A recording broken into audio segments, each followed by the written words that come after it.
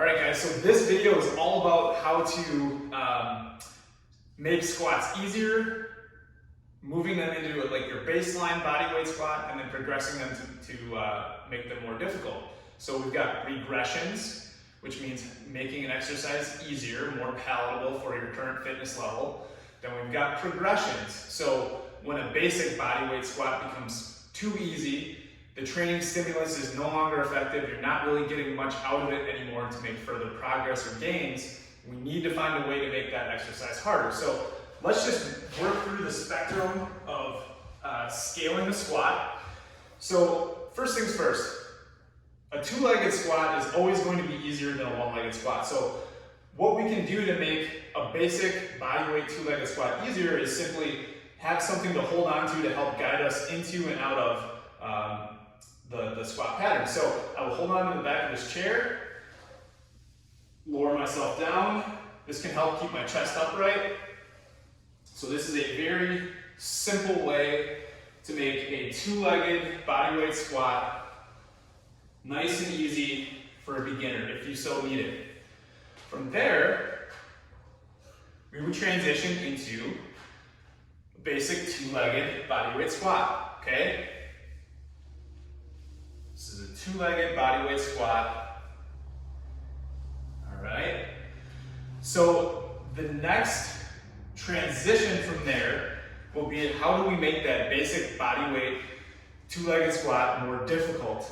Well, if we're only working with our body weight, I would tell you to take a big step back. Let's go into a split squat. So now this front leg is having to deal with more load, more weight of your body.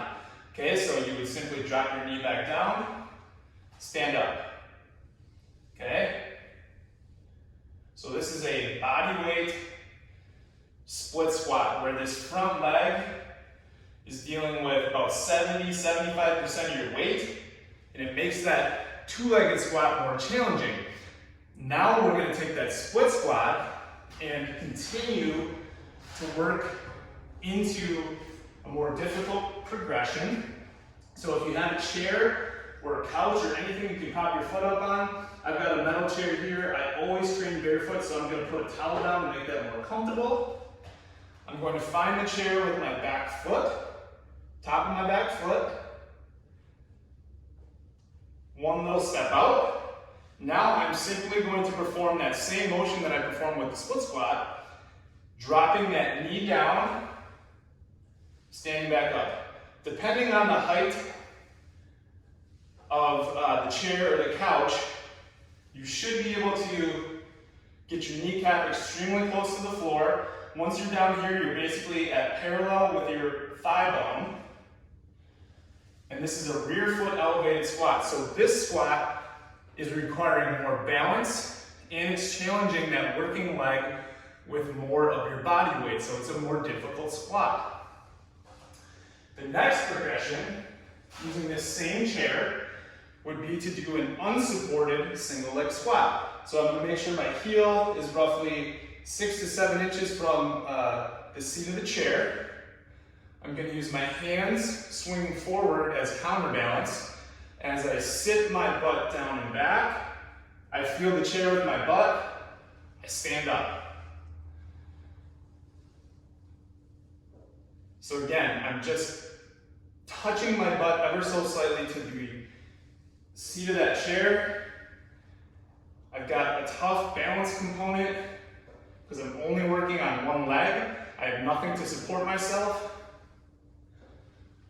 So that is a single leg squat to a target, okay, to a modified depth. From there, we would increase the range of motion. We remove the chair.